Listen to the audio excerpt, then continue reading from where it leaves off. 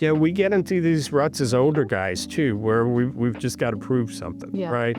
And we've got to be either the smartest or the toughest person in the room. I've come to a point where that doesn't need to be me anymore. Welcome to Teams That Win, a podcast of Louisiana State University Leadership Development Institute, where we explore what makes teams win and get to sit down and talk with leaders who help get those teams there. I'm Lacey DeSherry, your host and Senior Director and Executive Coach of the Leadership Development Institute. Let's go lead. Today, we have a very special episode. Jerry Monier, who's the Associate Director of Research and Development at LSU's National Center for Biomedical Research and Training. He leads research and planning initiatives that support emergency preparedness, response training, and collaboration with public health and first responder partners. The highlight of this episode, hosted by our Assistant Director, Dina Meredith, talks about the importance of relationships and collaboration. Hey, Jerry, how you doing today? I'm doing well. How are you? Good. Thank you so much for being here with us for the podcast today. Hey, I appreciate the invite. Yeah, we've known each other for a couple years now. Right. And the journey to get to this seat today started 2 years ago, right? On a couch, brown couch in an office at Yes, it did. the last LDI offices. Yes, it did. Do you remember what we were talking about? So we were talking about solving a problem that we consistently saw with the promotion of line-level officers in law enforcement to the rank of sergeant. And we had a problem statement and we were looking for a solution. And we had a great meeting with Ed. And Ed says, we need to find the money. Mm-hmm.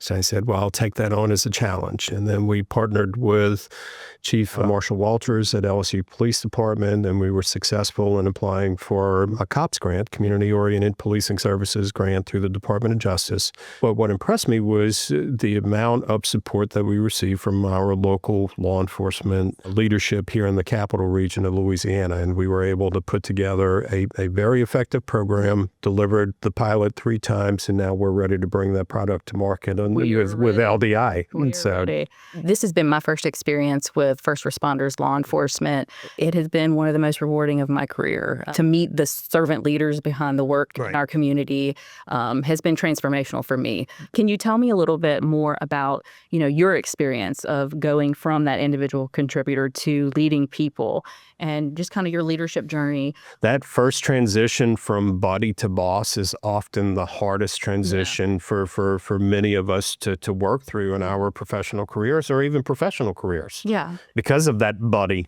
to boss. Well, that camaraderie mindset. seems so important in this field, especially. You got to trust your people. I tell folks often my leadership journey began along the banks of Bayou Lafourche down in a small farm community in Raceland, Louisiana. On the bayou. On the bayou. Not all the way down the bayou, but almost down the bayou. Yeah, we grew up on a family farm. Everybody had their responsibilities. My parents, my grandparents believed in this philosophy of others before self. So if a neighbor needed help tending a cattle or picking a field, we were there. Members of the church and growing up down there at St. Mary's Nativity in Raceland, I think my leadership was influenced by volunteering early on at a local food bank. That was back in the 1980s, 1985, 86. Oil field experienced a bust, lots of folks with need. But Miss Emma, who worked at the food bank, her son and I went to high school together, Central Lafourche High School, go Trojans. I always wanted to see who our clients were at the food bank, right? I always wanted to see who's coming to the door. And the food bank was set up purposely so that you never really saw who was coming in. So one day on a Saturday, we were filling shelves and Miss Emma came over and I said, Miss Emma, why do we not see who's coming through the doors? And she looked at me and she goes, I'm a Jerry Jr., right? So it's always, growing up down on the bayou, it's either Junior or T. Jerry, right? So, Junior. Some of those parents who are coming to pick up food are parents of kids who you and her son Derek go to school with. And she says, there's a reason why we pack the bags in supermarket bags. They said, why is that? She goes, because they're going home and they're gonna walk into a home with groceries, and your your student members and the folks who there or in their household won't know that they came to the food bank. So pride is something important, and that's just not a Cajun cultural issue. That spans a lot of cultures, right? And the pride for needing service. So I think that influence, that others before self, that helping folks in need influenced my leadership. Back in 1993, I joined the Lafourche Parish Sheriff's Office there in Thibodaux, started my law enforcement career, worked for Sheriff Craig Weber, who had a agency motto of "we will do whatever it takes to properly serve the public." And that stuck. Yeah. That really stuck with me. Spending about 10 years there, moving in 2003, I came over and worked with the Office of Public Health and their preparedness program. In 2008, moved over to the Governor's Office of Homeland Security Emergency Preparedness, always looking at building capabilities and strengthening capacity, right? Because there's a difference. Yeah. Capacity is the ability to absorb and respond. Capability is the ability to achieve what needs to be done. And I've always used that as my backbone. Others before self and doing whatever it takes. Growing up in public safety, I've been in public safety now for about 33 years. So we've seen a lot of transition. We've seen things change. We've seen context and perception change, right? So it's all working towards that. When folks ask about the leadership journey, I'm always inclined to mention to them that the journey should never end. Yeah. It's still going. Lifelong. I use the term "still going" quite often when I'm speaking about certain things because it's an ongoing process. I think our leadership journey. There's tons of literature out there. There's great speakers. There's poor speakers. There's medium level speakers in the leadership space. But I think sometimes what we forget often with leadership is that our own leadership style is influenced by our own personal experiences, both good and bad. We often try to replicate our good bosses that we've had throughout our careers, but we always remember that one that you didn't jive with, so it's working through that. So the journey continues. Yeah. Can you tell me some lessons you've learned about leadership? Because it's funny because this is whenever I'm coaching young people, a lot of times it's hard for them. What does good leadership look like? But they have trouble coming up with that. But whenever I ask, but tell me when you experienced bad leadership, and they can immediately, tell me how they don't want to be. So tell me what you learned from your experiences with leadership that wasn't so great and what you decided you wanted to do differently. I don't want to say the experience has been not so great. I think it's just, it's personality driven. There are instances where your personality and the personality of your supervisor just won't get along, right? But you still have a function to do. You still have to properly serve. You still have to do whatever it takes. Yeah, right? Whatever it takes. So you've got to do whatever it takes to figure out how do I adjust how I'm working, what inputs I'm asking, what's the expected outputs. So I think we often focus on that, but I will tell you there are so many great leaders who I've had the opportunity to work with over the years. Some are compassionate folks, some are empathetic folks, and that's all good. Because depending on where you're at in your career, depending on what you're dealing with, you may have to make quick decisions. That's right. So how do you size up that scene? How do you make a quick decision? That takes into any number of factors. From safety of the public to safety of officers to any number of things, right? So how do you make this very decisive decisions? We often use the term strategic and tactical. There are strategic decisions that impact what's going on 3 days, 4 days, 5 days, weeks, months ahead of time, but there are tactical decisions that have to be made. So tell me a little bit more about your work at NCBRT and your role at NCBRT. So I'm the Associate Director of Research and Development for the National Center for Biomedical Research and Training, Academy of Counterterrorist Education here at LSU. It's a mouthful. It is, but a very, very valuable organization, both nationally. So we have been around for about 25 years plus as NCBRT here on the campus, providing specialized law enforcement and public safety training to responders throughout the United States. That work has often been done originally as part of the U.S. Department of Justice, and then after 9/11, with the creation of the Department of Homeland Security, we have worked through a number of funding cycles with that. We have some other projects that we're working on outside of the DHS portfolio. We have been partnering with the Louisiana Board of Regents over the past 2+ years to conduct vulnerability assessments on all 32 of the higher education institutions throughout Louisiana, and then developing some training packages to go along with that. And then, of course, partnering with you guys at LDI and LSU Police Department on the Sergeant's Leadership Academy.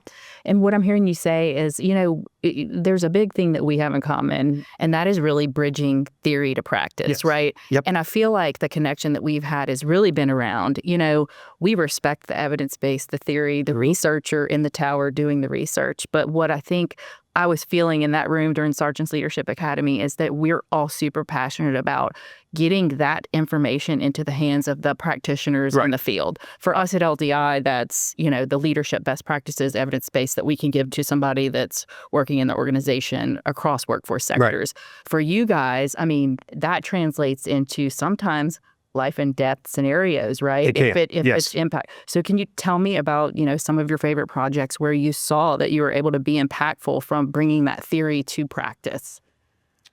So you mentioned Sergeant's Leadership Academy. I think that's probably one of the more recent examples on bringing that. You reach a point in your career where you start looking more to you're closer to retirement than you are, starting off as a rookie. Yeah.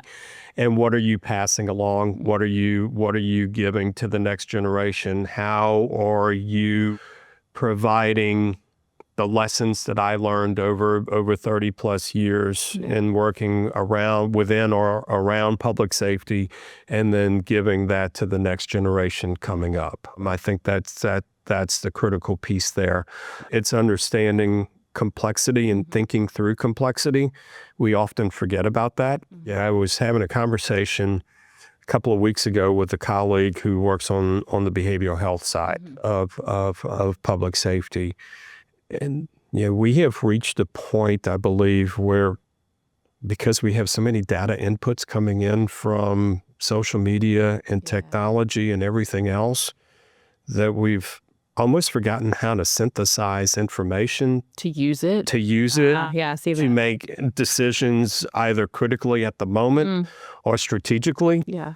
So it's kind of stepping back and asking some of those questions now of folks, not to second guess anybody, but to see if we're actually critically thinking through certain situations and circumstances. Yeah. So what I'm hearing is you talking about, these are specific leadership competencies in the changing, evolving state that we live in. What would you say that you're seeing as the most important competencies to focus on in your line of work right now? I would say, now I'm full-time at LSU, right? I would say, and I work part-time for a local sheriff's office. When we look at competency, I think that's what you were asking, right? Understanding and it's not a technical competency, but it's understanding the value of relationships. Yeah. Yes. Collaboration, whatever term you want to put to it, right? We because we are so fast-paced with information, we forget the value of the relationship, the interpersonal relationship. Yeah. We forget about the relationship of knowing that we have to create a network. Yes. And how do we work through that network? I tell folks all the time, I crafted this a couple of years ago, and I don't know if it sticks or not, right? But it's I should be able to, in most instances, answer a question for somebody after making no less than 3 phone calls in my network. Yeah. If it's something public safety, emergency management, crisis related, even leadership wise, I shouldn't, after all these years, I should have a relational network that I can reach out to and ask, hey, do you know anybody? Yeah. And I want to commend you there, because that's something that I've seen in you and that I've learned watching is that cross-functional collaboration and, building those deep relationships. I know it was a rewarding piece of this project and working with LSU PD and our surrounding agencies as well, because the great equalizer is that we all don't know it all and can't with as fast as information is. I think if you ask me the leadership question again, I'll ask it again. My response based off of what you just said would be admit that you don't know it all. Because I think sometimes, especially with new frontline leaders, or even we get into these ruts as older guys too, where we've just got to prove something, right? And we've got to be either the smartest or the toughest person in the room. And I've come to a point where that doesn't need to be me anymore. I mean, it's kind of sitting back and kind of working through and figuring things out. And that brings me to digging in a little bit here about one of the things that we noticed while we were working through the Sergeant's Leadership Academy. I mean, we had subject matter experts and we worked through content for a year and a half before, we got it really finalized. And part of what we built into the Sergeant's Leadership Academy was the strengths-based leadership development. We used CliftonStrengths. We did a little portion with the chiefs and the frontline leaders to basically dig into what are their natural talent themes and how can they apply those. And what was surprising to me was that was a form of professional development that really happens not at all. Like correct in the field. And kudos to LDI and y'all for bringing Clifton's into that discussion, right? Because I mean, I started off. I graduated from my initial post-academy in 1993, 19 years old, living on the bayous. And if you would have told me at that point that I would have taken a personalities-based exam, I'd have looked at you like, what are you talking about? Let's back up to the day whenever I was presenting it to y'all, saying, this is what we're going to use. And Sam, one of our subject matter experts, bless him, was like, they're going to eat you alive, Dina. And I was like, oh, no. But, context and perception changed. It changed, but it also took a collaborative network of people to get that content ready to be disseminated to this audience. We really needed But I think what you guys did there was that you were able to take an evidence-based academic strategy such as Clifton's and put it into a context where folks understood that it was relational. How I can use it, because the data that you receive through Clifton's helps you understand your team, right? I think years ago we would have said, the team is mission focused, and the team should still today be mission focused, right? But we should be taking a look at, you have different traits as compared to your colleagues. Those traits interact both positively and negatively. Right. And I'm the dad of teenage daughters. I know how that all works. You know this right. But it's understanding that, and I think Clifton's I've taken a number of other types of those profiles over the years. And I think you were sitting in the room when I read mine. I was. And I said, holy smoly. My strategic friend. Yes. I think it said that I was a strategic thinker and planner at the top of the list. And I'm like, this is the first time that I've taken one of these where it hit the nail on the head. Yeah. So. And I feel like that was where our friendship was born. In that moment, I was like, this is who I'm calling whenever I need to think through any problem. And let me tell you, you do a great job of thinking 20 steps ahead. Thank you. How do you see yourself using some of the strengths that you saw in the work that you do? And likely you were already doing it, you just didn't have language for it. Anything you'd like to share there on your type of leadership through the lens of your natural talents? Yeah, I think it was understanding how those talents interact with others. Yes. And being able to put a title to that, right? Putting in how that what is it? Yeah. Because trying to define that. Right.